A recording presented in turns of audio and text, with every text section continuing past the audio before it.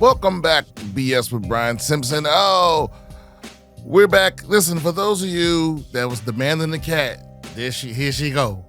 You asked for it. All right, now, listen. I just got back from Boston and New York City. I had a great time at the Wilbur Theater. Saw the Marine homies in Boston. Saw a couple of friends in New York City. Shout out to Sushi by Scratch. They hooked us up with a bomb-ass dinner in New York City. If you can get a reservation to that place, I highly suggest it. Also, shout out to the Q, the hot pot spot in Boston. Some of the best food I've ever had. It was great. Great Chinese food there in Boston. And by the time you see this, I will have left Oklahoma City and I'll be on my way to Alberta, Canada. I'm coming to Alberta, Canada. And then right after that, Detroit, Chicago, Houston. That's going to be it. Get the tickets right now at BrianSimpsonComedy.com, BrianSimpsonComedy.com. Don't forget, if you got any questions, comments, concerns, you want advice from the advice champ, email me at BSwithBrianSimpson@gmail.com. Again, for tickets, BrianSimpsonComedy.com.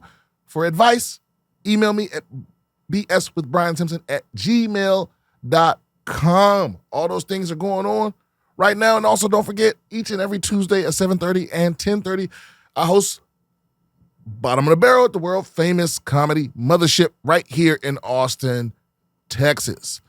Right off the bat, I'm gonna let y'all know right now, Space Marines out.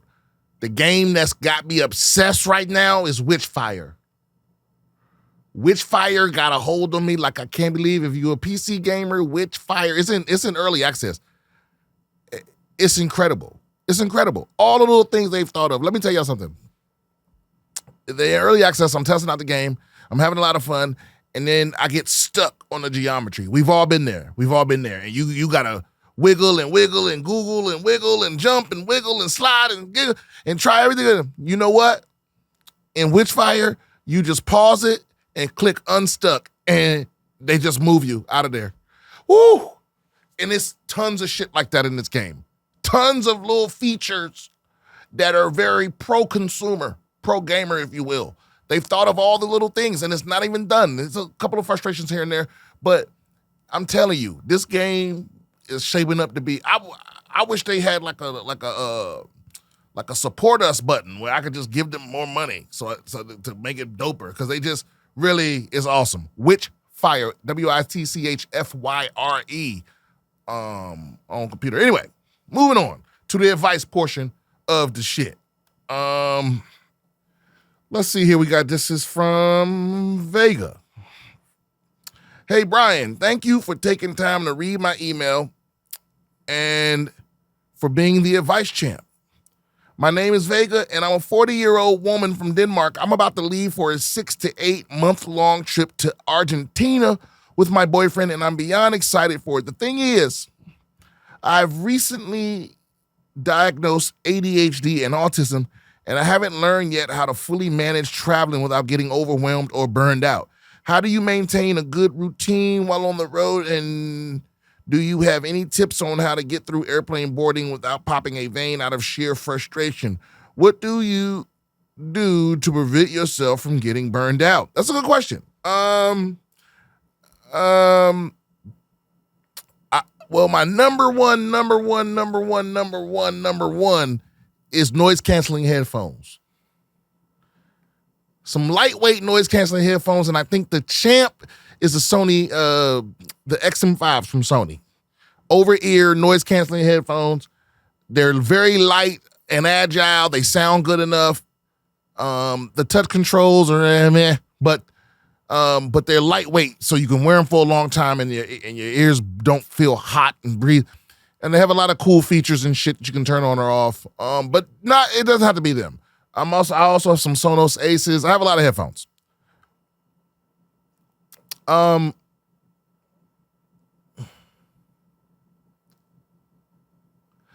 The big thing is you you don't want to be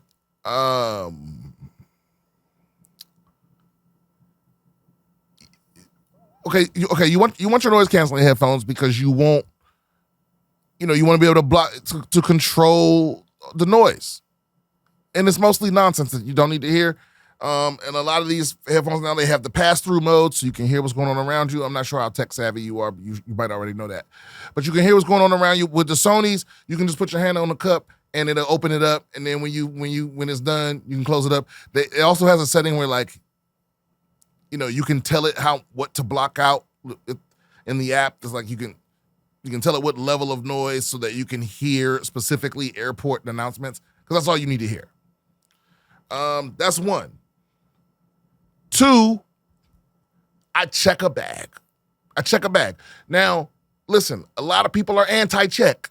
I get it. Some people are like, no, I want to be in and out. But I find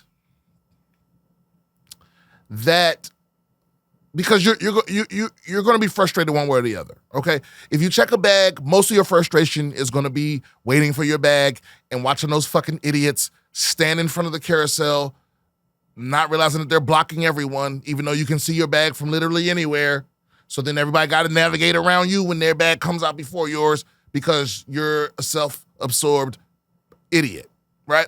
You either got to deal with that frustration or you got to deal with the frustration of, you put a bag up, or you get on the plane later, somebody done took the space above your shit, so you got to put it back behind you, or you got to wait for all these other people, or people trying to run up in front of you and don't give you a chance to get you. And for me, having sat on the plane for so long, I just want to get the fuck off the plane. Like my highest level of frustration is that part of the trip.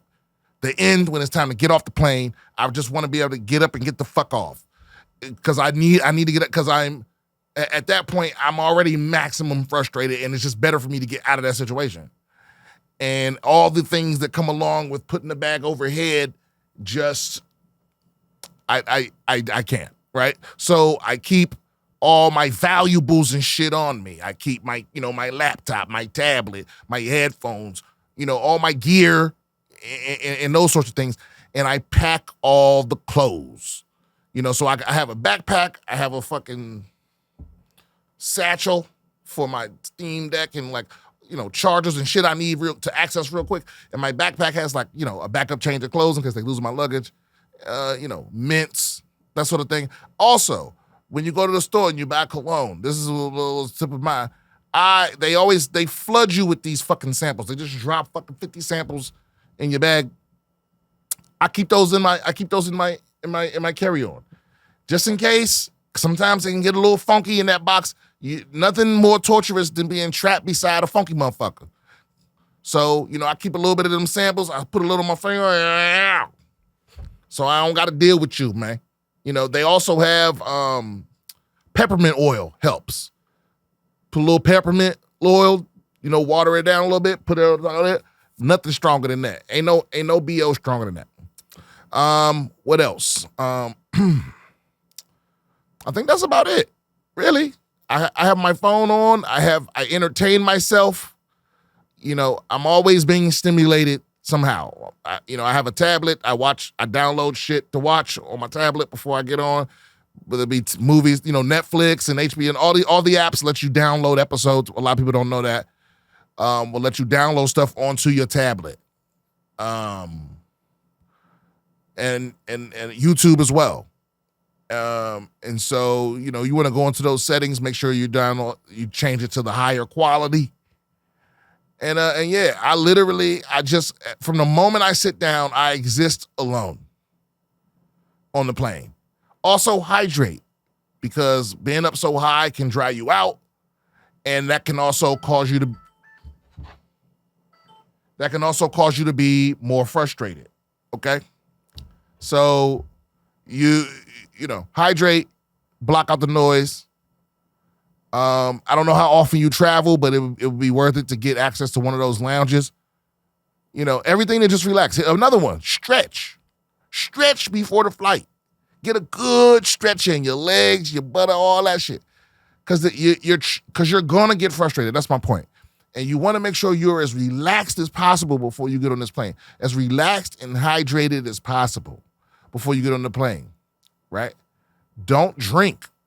I don't know why people do this. I don't know why people drink alcohol before they get on the plane or even on the plane. Don't do that. That's just going to make the whole experience worse. You're going to get even more dried out and dehydrated. It's going to fuck with your damn blood pressure and all of that shit. I don't drink before. I only drink water when you're flying. Yeah, and the push come to shove, crash out. Love from Denmark. All right, Vega, appreciate you. What's next here? Hi, Brian. My name is Carly, Devin's girlfriend with the annoying cats. Okay, so for the last couple of episodes, we've been talking about these people, okay? The gist of it was Devin wrote an email basically saying that his girlfriend has cats. They keep him up at night. He's a light sleeper. She's a heavy sleeper. It doesn't bother her, and she doesn't want to lock the cats out. She doesn't want to let him lock the door because the cats, are going to hurt their feelings because they haven't seen her all day. And he's not allowed to buy earplugs because they might eat them and choke on them, or they have tried to, tore them up. And I basically told him, like, that's not acceptable, and so this is Devin's girlfriend, the perpetrator, writing an email. Just wanted to say hello and thank you for being kind when speaking on this. I never expected for the cats to be such a hot topic of discussion in our relationship or on the internet. Let me preface this by saying that I think this is humorous, but also understand how important sleep is. Devin has also always had another bed to sleep in and is welcome to shut them out when they make noise. I ordered him some moldable and reusable earplugs, but I don't think they worked out. We are working on finding a better solution now. In my defense, LOL. So I'm going to stop you right there. The better solution is to lock the fucking cats out of the room so Devin can get some sleep. I think you're approaching the problem from the other way around. See, the problem isn't the cats. The problem is, okay, let me hear what you say first. In my defense, LOL, we spend a lot of time out of the house. I run a successful business that I'm very grateful for, but I do it alone and sometimes spend 12 hours out of the house. Locking them out of the room after giving them such little attention all day breaks my heart, as they have always slept with me and helped my anxiety. Okay, but you don't have anxiety when you sleep. Devin ain't sleeping. See, the problem is you're approaching the problem backwards. Let me pick up what I was going to say. The problem is not the cats.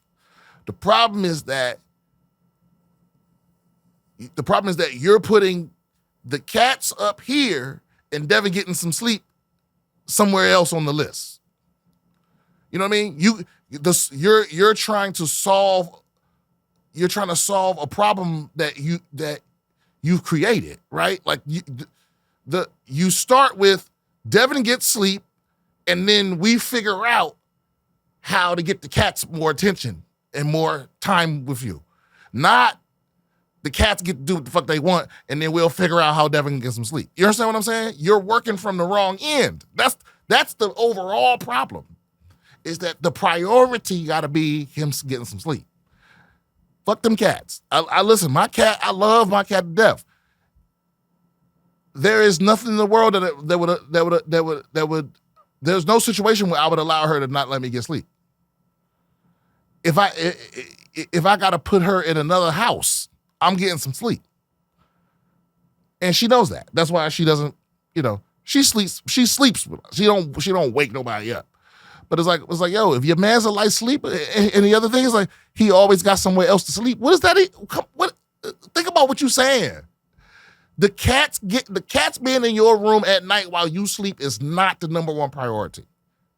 That's what I'm trying to say. This isn't about, and listen, and here's the other side of it. If you run this by most people, they would agree. I'm not trying to gang up on you, but this is the problem. Because we've learned this. I'm guessing. See, And actually, the secondary problem is that Devin, you a little bitch. She's got your balls in her purse somewhere, or probably locked in a safe somewhere. Maybe she keeps them in her shoe for comfort.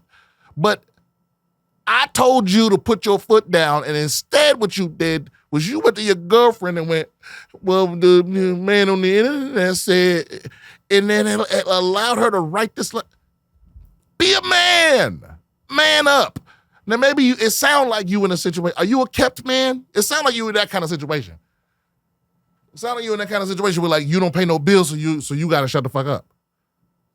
You know what I'm saying? Or it's got to be something like that. You know, but again, I already said my piece. I hope y'all work it out. Yeah, keep me updated. I would love to know if y'all find a solution. I don't think you will, though.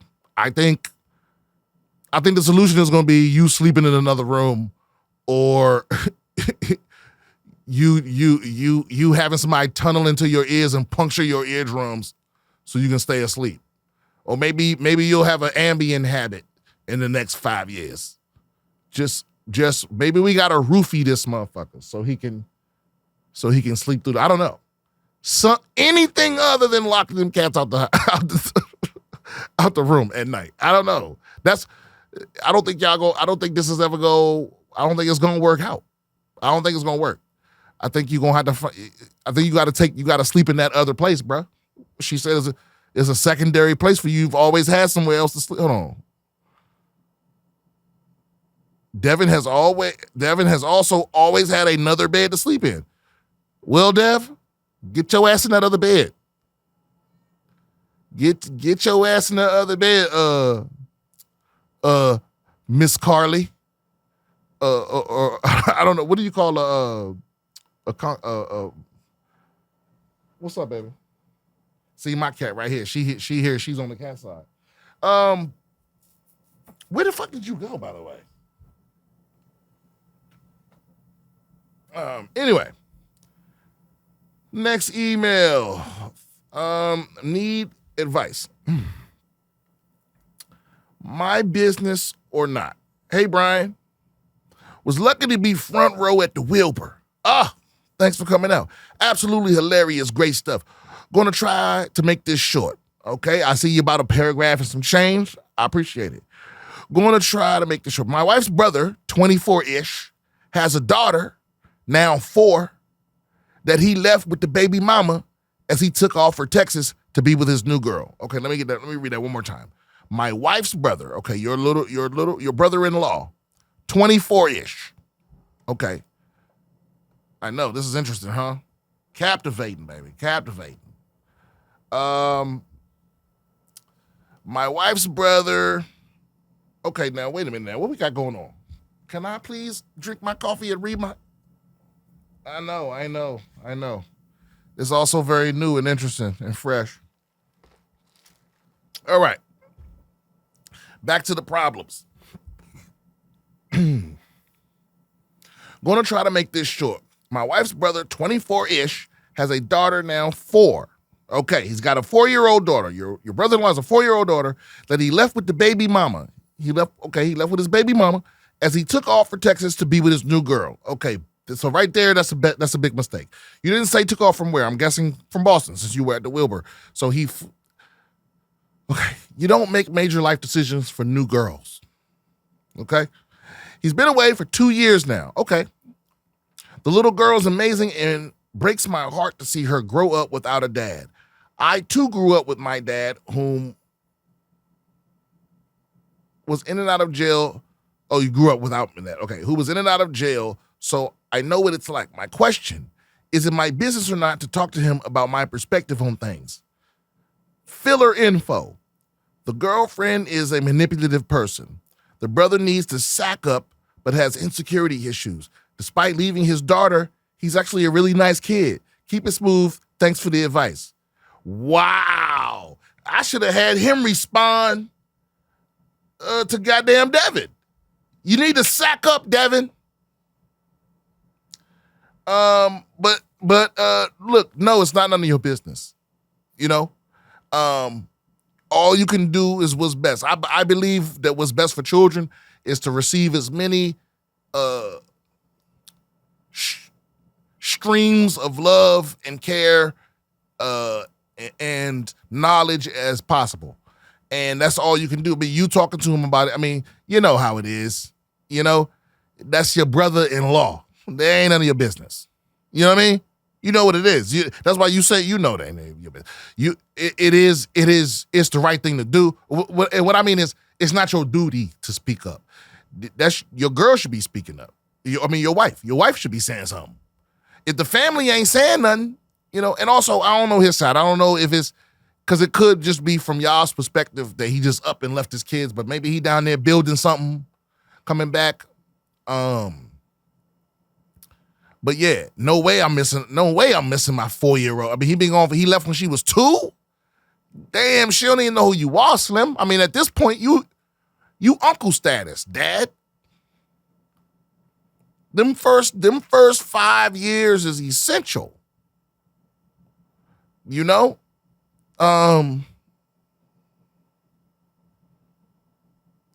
You know? But yeah, it's sad, it's unfortunate, but no, it's none of your business. It's none of your business. If your wife ain't fired up about it, if her family ain't fired up about it, you, the brother-in-law, it ain't your place to say shit. You know? Now, I would keep it in the tuck, you know, in case, you know, things get heated one day. That's one of them things that's going to come out when shit get heated one day, you know? But I can't imagine leaving my daughter, you know, but you know, does he get no visitation, no nothing? I don't know about that. I think you'd be better off convincing him that the girlfriend ain't right for him than you would by convincing him he's a bad father. Nobody wants to hear that. People will tune you the fuck out if you start talking like that. You know what I mean? Nobody's like, oh yeah, I'm a bad dad. You're right. You know? Yeah, that's a tough situation, man. That's a tough situation, man.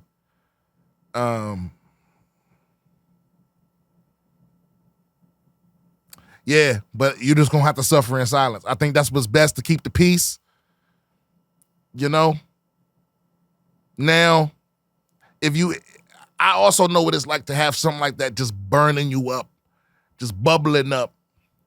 And if that's the case, you gotta ask yourself one question.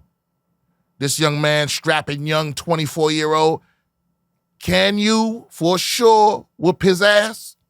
If you can whoop his ass, and when I say for sure, I mean you and he both know. You know, like he don't even think he can whoop your ass. If it's that kind of dynamic, then yeah, tell him. If you need to get it off your chest, then yeah, say something. Only if you can for sure whoop his, because it's gonna go there. Some people, but you also said he need to sack up. So maybe he ain't got that in him. You know, some people ain't got it in them, man. They just, yeah. I mean, I would have to know more about this guy and his personality and all that, but that's my answer. My answer is no, it's not your place. It's probably best that you not say anything, especially if the rest of the family ain't behind you. You can't control him. He's a grown-ass man. Whatever's in that other lady's pussy is down here in Texas. And, you know, I mean, any man that's willing to abandon his daughter for some strange, ain't, you know, you're not, I don't think you can appeal to his sense of decency. You know? I don't have children. I imagine that I would not leave them without good reason. You know?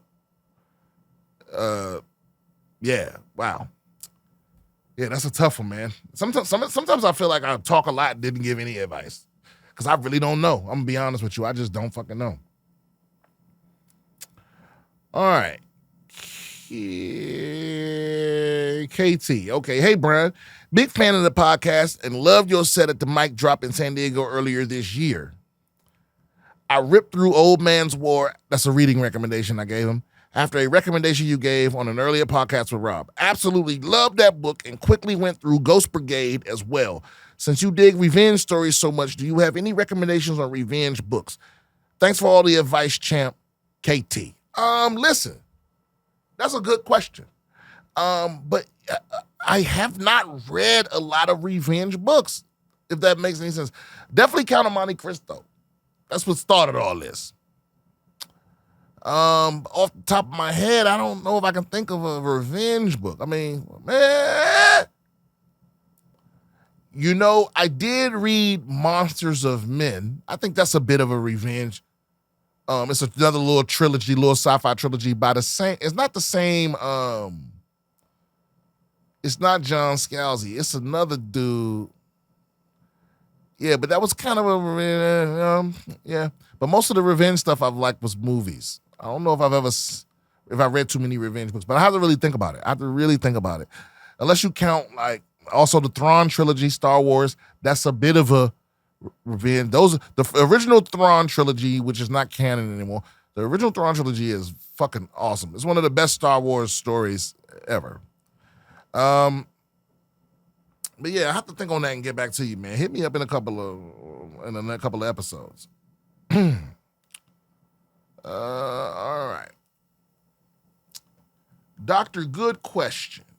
Oh yeah, I saw Dr. Good Question. In Brooklyn. Hey Brian, great show at Bell House the other day. Just wanted to drop a few more beats to pick up from the podcast if you want. Okay, I'm gonna check these out, and we're gonna not this episode, but the next episode we're gonna probably have one of these. If I can send it over to my guy. And someone was asking for longer episodes. I assure you, we're gonna do a couple of hour joints. Coming up here soon. Not this one. I'm actually recording this at midnight, and I got a flight in. Well, I got to leave to the airport in 4 hours. So I let's do one goddamn article, goddamn, and get the fuck up out of here. All right. Students. Whoa.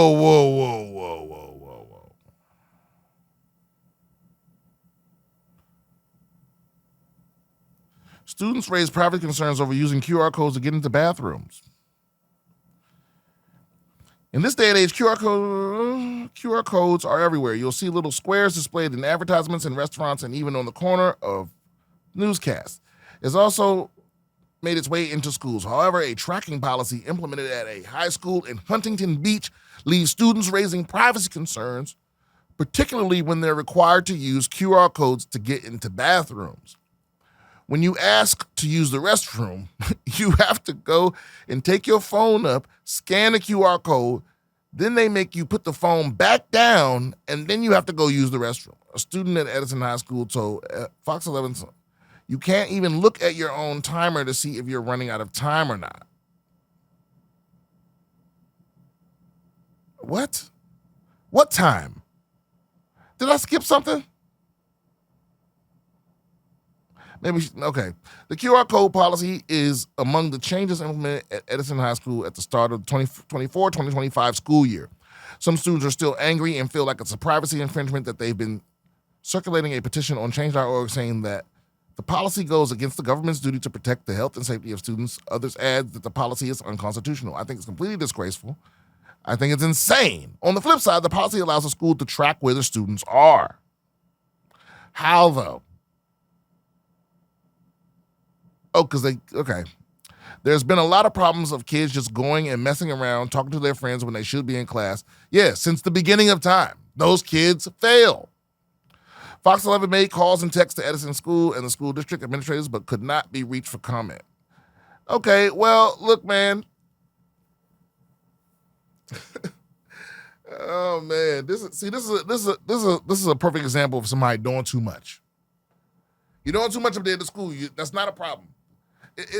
Why is it that all of a sudden things that kids have been able to handle for centuries, all of a sudden we need all this new technology just to prevent, Motherfuckers got anxiety just so happen to be right before a test. Yeah, that's normal. You should be able to deal with a little anxiety, right? And on the other side of the coin, the school should be able to deal with, I don't know, not knowing where the kids are for 40 seconds when they say, well, or 5 minutes, 10 minutes when they say they go to the bathroom. What does that mean? It lets you know where the kids are. How does that let you know where they are? So I guess they scan the code. It seems like they scan the code and the timer starts. And I don't know, what happens if they out of time? Pitch it off, Jake. I said pitch it off, goddammit. You've been... That's such a bizarre thing to be tracking. I don't know. I don't get it. You can't control the kids. You make school somewhere that they enjoy being, and they'll be there. That, and then the ones that don't want to be, they won't be. That's just as simple as it is. I don't see the point in this. I don't see what problem this is solving. Oh, then we know where the kids are. No, you don't. No, you don't. Whatever that timer is, if it's set for 5 minutes, you're just teaching the kids how to do their thing in that 5 minutes, or they're gonna find some other way to fuck around. You can't stop it.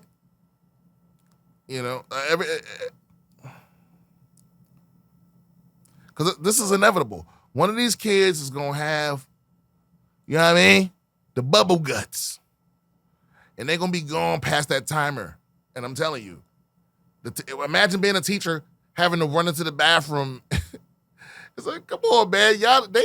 These people are not forward thinking. This is short-sighted. Is what this is. I'm gonna go ahead and bookmark that because I want to keep up with that. I want to know how that turns out. I bet you it's not gonna last. Or if it stands, it's gonna end and it's gonna have a disaster. Stop that.